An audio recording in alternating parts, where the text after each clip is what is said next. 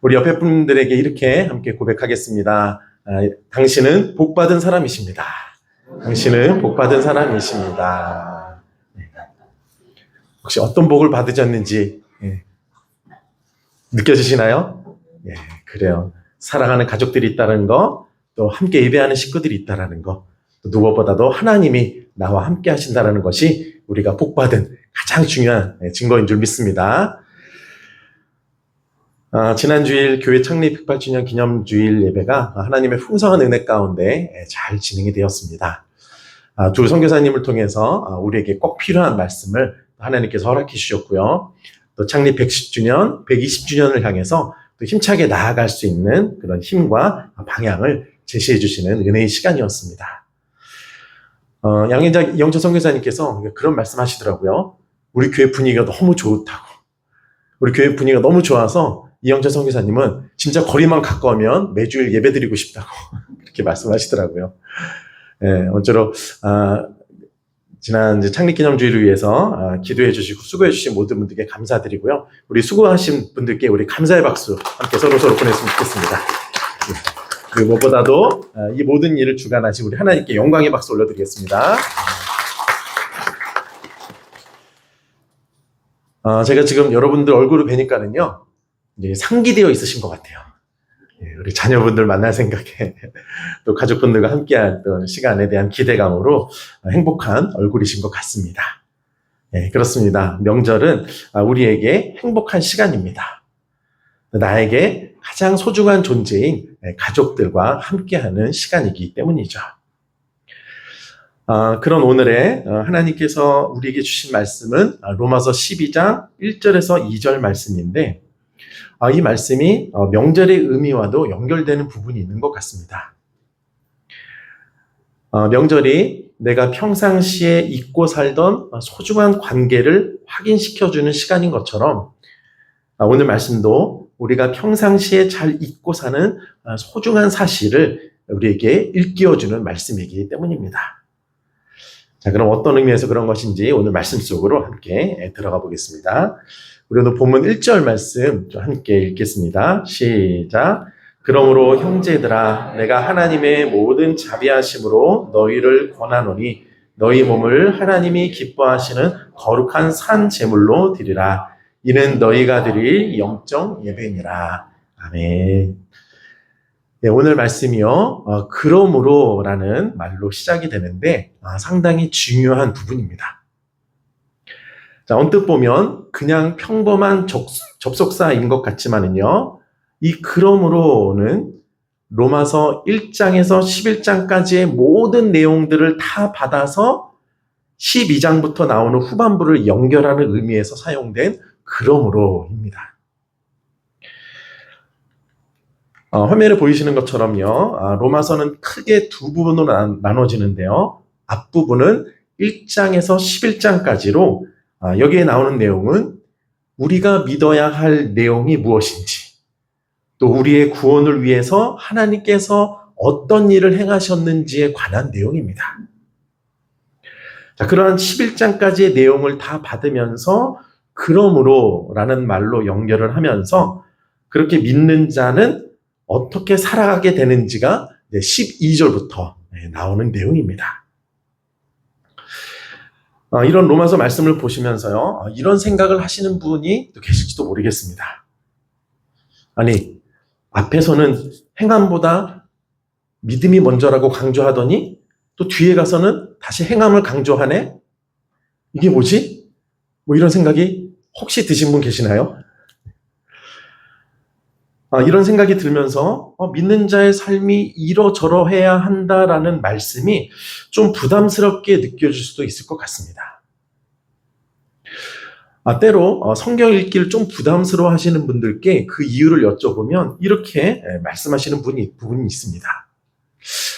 성경 말씀을 읽을 때 내용은 너무 좋은데 내 삶과는 너무 거리가 먼 것 같아요. 그러니까 말씀이 너무 부담스러워요. 이러면서 성경 말씀을 부담스러워하면서 그러면서 좀 멀리하게 된다라고 말씀하시는 분들이 계십니다. 혹시 여러분은 어떠신가요? 성경 말씀이 부담되시나요? 아니면 부담이 안 되시나요? 아니, 둘 다 아니신가요? 그런 이유로, 제가 말씀드린 이유로 내 삶과는 너무나 거리가 멀기 때문에 성경 말씀이 너무 부담스러워요. 그렇다 그러면 사실 정말 안타까운 일입니다. 왜냐하면 하나님께서 우리에게 정말 말씀하시고자 하는 것은 좀 다른 부분에 강조점이 있기 때문입니다. 자, 여러분, 이 화면에 있는 로마서 전체 구조를 잘 보시면 좋겠습니다. 그리고 하실 수 있다면 이 구조를 여러분 머릿속에 잘 기억하시면 좋겠습니다. 왜냐하면요, 이 구조가 기독교가 무엇인지를 우리에게 잘 보여주고 있기 때문입니다. 성경이 무엇을 말씀하신지를 아주 잘 보여주고 있기 때문입니다. 기독교는요, 인간의 행함을 먼저 강조하지 않습니다. 언제나 그 앞에 무엇이 있어야 된다라고요? 믿음이 있어야 된다는 것을 먼저 강조합니다. 성경은 우리가 해야 할 일을 먼저 강조하는 도덕책이 아니라는 것입니다. 언제나 우리를 위해서 하나님께서 어떤 일을 하셨는지를 먼저 보여주는 것이 바로 성경이라는 것입니다. 자, 그래서요, 성경을 볼 때 우리가 가장 먼저 발견해야 되는 것은 바로 하나님께서 우리에게 행하신 일이 무엇이냐 하는 것입니다. 자, 그렇게 하나님께서 행하신 일이 우리에게 발견되고 그것이 믿어지게 되면 그 뒤에 뒤따라오는 것이 행함이고 반응이라고 말씀하시는 것이 바로 기독교이고 성경입니다. 자, 그런데 그 원리를 알지 못한 채 신앙생활하고 성경을 보면 그저 말씀이 우리에게 부담스럽게만 다가오게 되는 것입니다. 여러분, 이런 분이 계시다고 우리 한번 상상을 해보겠습니다. 자, 교회에 오셔서 이렇게 말씀하시는 거예요. 권사님, 제가 글쎄 이번 추석을 앞두고 잡채를 했지 뭐예요. 식혜를 다 만들었다니까는요. 몇 시간 걸려서 전을 다 부쳤다니까는요. 정말 대단하지 않나요?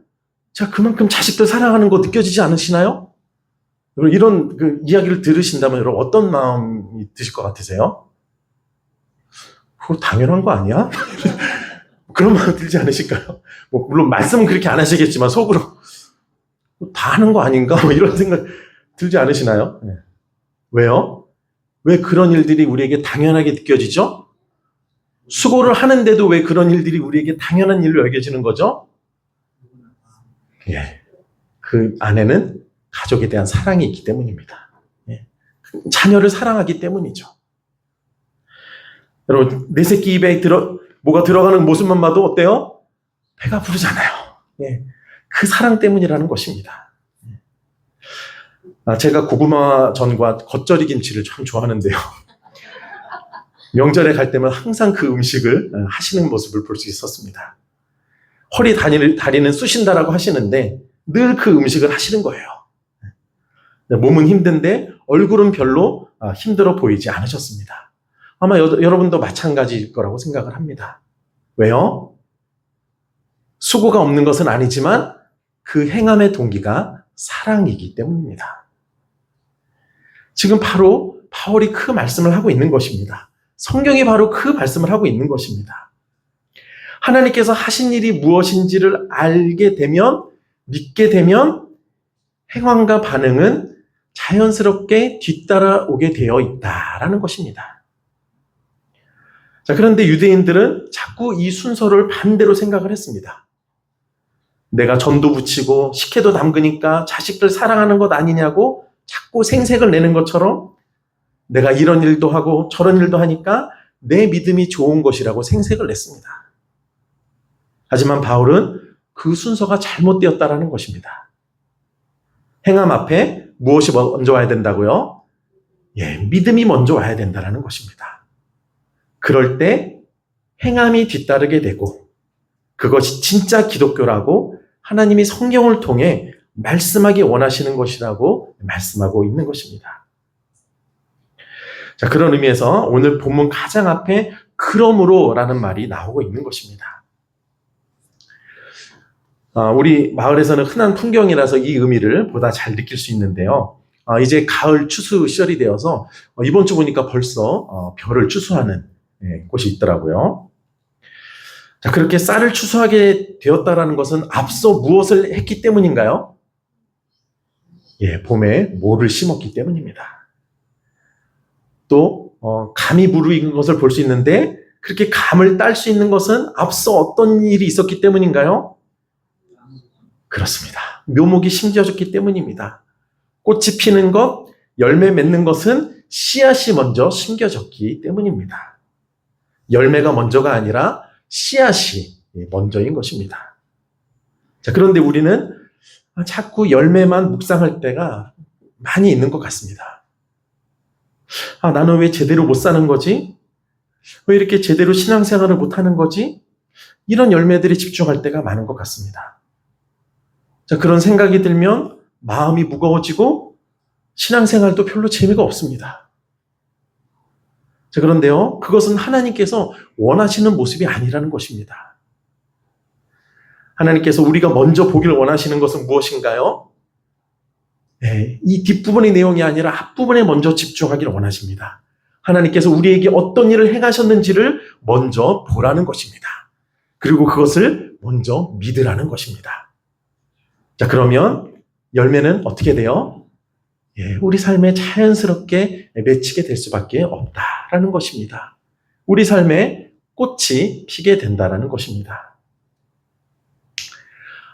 여러분, 성경이 시작되자마자 하나님께서 어떤 일을 하셨는지 시작되자마자 말씀하시는 내용이 있습니다. 자, 그게 무엇입니까? 창세기 1장 2절에 그렇습니다. 태초에 하나님께서 무엇을 하셨다고요? 천지를, 온 세상을, 지금 우리 눈에 보이는 온 세상을 하나님께서 만드셨다라고, 그 일을 하나님께서 하셨다라고 말씀하고 있습니다. 자, 그렇다면 그 말씀이 먼저 우리 마음에 들어오고 그 사실이 믿어지면 우리 안에 어떤 일이 이루어지게 되나요? 예, 내 삶이 든든합니다. 여러분, 만약 여러분 집에 도둑이 들어왔을 때 여러분의 남편이 그 도둑을 물리칠 수 있을까요? 예, 저도 장담할 수 없습니다. 자, 그런데도요, 우리는 함께 싸워줄 남편이 있다라는 이유만으로도, 또 가족이 있다라는 이유만으로도 든든함을 느낍니다. 여러분, 그렇지 않습니까? 하물며 그런데 온 세상을 창조하신 하나님께서 나와 함께 하심을 믿는다면 얼마나 우리 마음이 든든하겠습니까? 믿음이 든든함을 가져온다라는 것입니다. 자, 그뿐만이 아닙니다. 인생의 고난 앞에서도 무너지지 않습니다. 왜요? 세상을 창조하실 만큼 능력 있는 하나님이 나와 함께 하신다면 비록 나에게는 하늘이 무너지는 것 같은 슬픔과 아픔이라 할지라도 하나님께서 반드시 그 속에서도 내 삶의 새로운 창조의 역사를 이루어 주실 것을 믿을 수 있기 때문입니다. 그래서 창조주 하나님을 믿는 사람은요, 인생의 큰 슬픔과 고난도 넘어서게 되는 열매가 맺히게 된다라는 것입니다. 자, 이렇게요, 믿음이 앞서면 열매는 뒤따라오게 되어 있습니다. 그래서 여기서 그러므로는 이 앞부분의 내용을 내 것으로 받는다라는 의미입니다. 하나님께서 나를 위해 행하신 일을 내가 믿습니다. 하나님께서 내게 행하신 그 일을 내가 압니다. 라는 의미에서 그 모든 것을 그러므로 라는 말로 받고 있는 것입니다. 자, 그럴 때요, 뒷부분의 내용이 우리의 삶 가운데 자연스럽게 열매로 나타나게 되어 있습니다. 자, 그런 의미에서요, 저와 여러분에게 이 중간에 나오는 그러므로의 역사가 반드시 이루어지게 되기를 간절히 소망합니다. 아멘. 자, 그렇다면 우리를 위해 하나님께서 하신 일이 믿어지는 이 그러므로의 역사가 임한 사람에게 구체적으로 어떤 열매가 나타나게 될까요? 자, 오늘 1절 말씀 우리 다시 한번 읽겠습니다. 시작. 그러므로 형제들아, 내가 하나님의 모든 자비하심으로 너희를 권하노니 너희 몸을 하나님이 기뻐하시는 거룩한 산 제물로 드리라. 이는 너희가 드릴 영적 예배니라. 아멘. 앞부분에서 말씀하신 하나님의 구원 역사가 믿어지는 사람에게 나타나는 열매는 무엇이라고요? 우리의 몸이 하나님이 기뻐하시는 거룩한 산 제물이 된다라는 것입니다. 여기서 몸은요, 우리의 삶 전체를 말하는 것입니다. 그러니까 우리의 삶 전체가 하나님께 바쳐지는 산 제물이 된다라는 것입니다. 그런데요, 여기서 좀 앞뒤가 안 맞는 말이 있습니다. 여러분 혹시 발견하셨나요?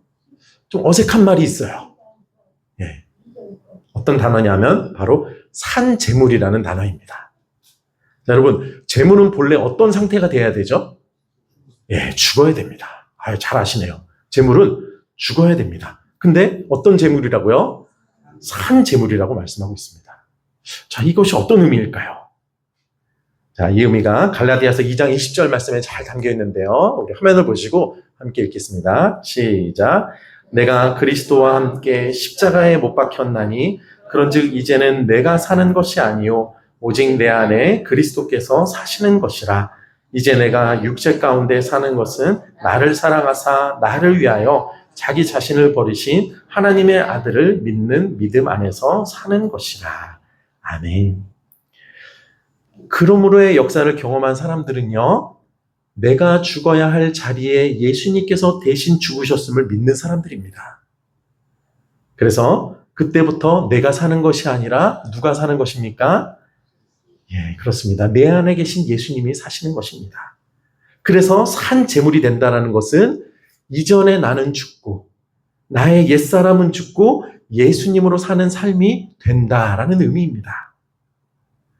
자, 그렇게 이전에 나는 죽고 예수님이 주인 되시는 삶을 사는 사람은 그의 삶 자체가 영적 예배가 된다라고 말씀하고 있습니다.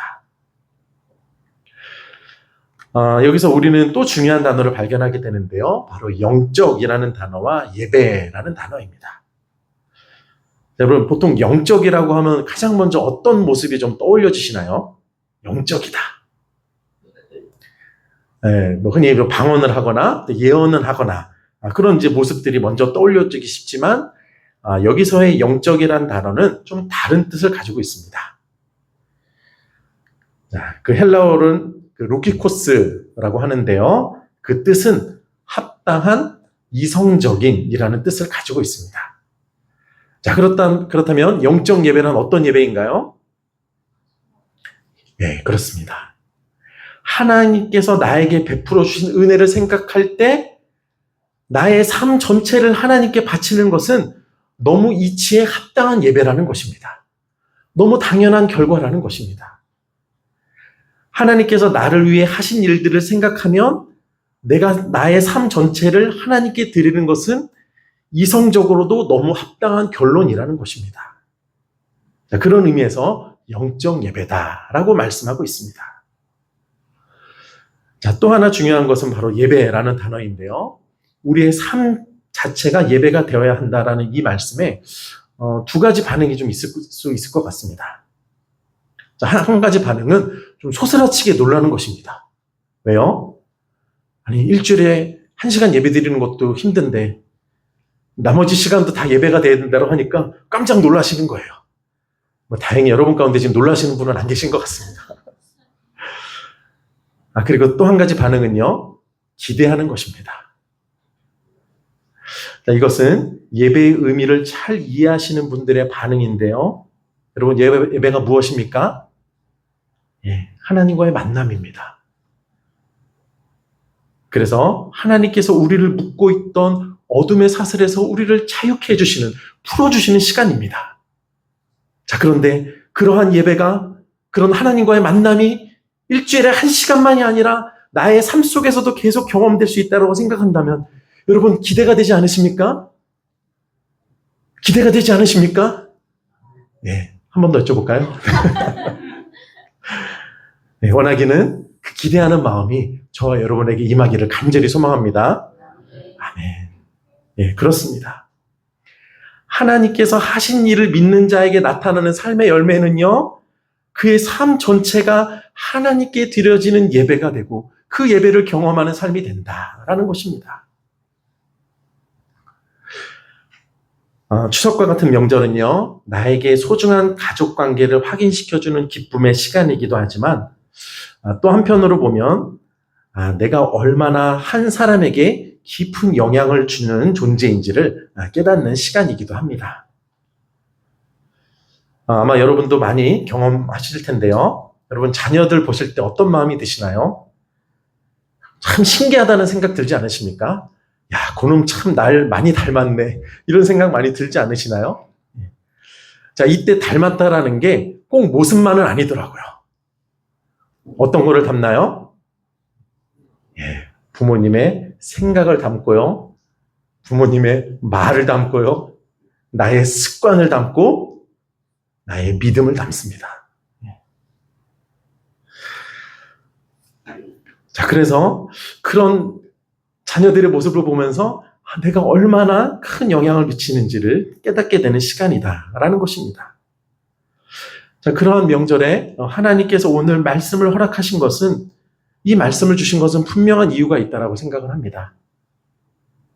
우리 모두가 일주일에 1시간만 예배드리는 예배자가 아니라 우리의 삶 전체가 예배가 되는 영적 예배자가 되기를 원하시는 것입니다.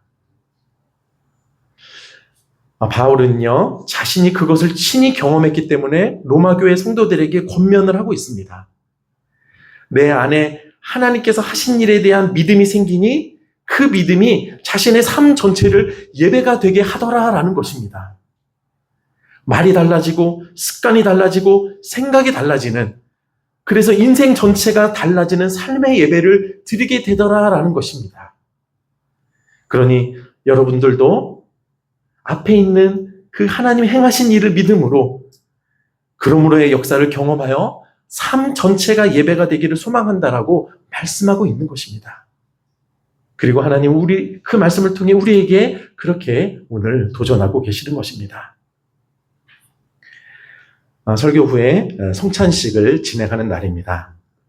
성찬식은요, 바로 기억하는 시간입니다. 하나님께서 허물 많은 나를 살리시기 위해 죄로 인해 죽음의 심판을 피할 수 없던 나를 위해, 세상을 따르며 소망 없이 살던 나를 위해 가장 아끼시는 아들까지 내어주신 일을 기억하고, 그 일이 바로 나를 위한 사건임을 기억하고 고백하는 시간입니다. 그러므로 성찬식은요, 오늘 말씀 속에 그러므로의 역사를 경험하는 시간입니다. 하나님께서 나를 위해 하신 일이 무엇인지를 기억하니 이제는 나의 삶 자체가 예배가 되는 삶으로 변화되는 것입니다. 이제는 내가 사는 것이 아니요 내 안에 그리스도께서 사시는 삶으로 나아가게 되는 것입니다.